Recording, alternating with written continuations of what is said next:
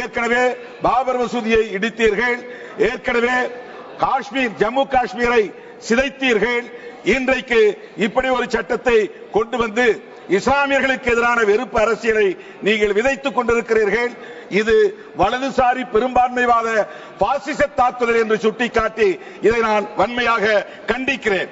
மேலும் இஸ்லாமிய சமூகத்தினரின் ஒற்றுமையை சீர்குலைக்கும் வகையில் ஆகா காணிகளுக்கு தனி வக்ஃப் வாரியம் என்றும், ஷியா முஸ்லிம்களுக்கு தனி வக்ஃப் வாரியம் என்றும், போரோ முஸ்லிம்களுக்கு தனி வக்ஃப் வாரியம் என்றும் நீங்கள் அறிவித்திருப்பது மிக மோசமான ஒரு பாசிச தாக்குதலாகும்.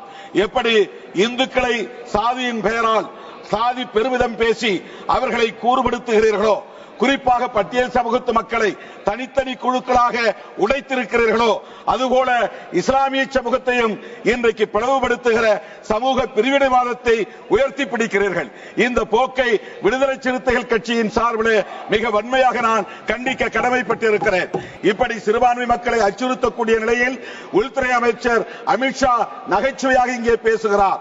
காங்கிரசும் காங்கிரஸ் கூட்டணி கட்சிகளும் தான் இஸ்லாமியர்களை அச்சுறுத்துகிறீர்கள் வாக்கு வங்கிக்காக என்று ஒரு நியாயஸ்தரை போல இங்கே நடித்து காட்டுகிறார். இந்த போக்கை விடுதலை சிறுத்தைகள் கட்சி மிக வன்மையாக கண்டிக்கிறது.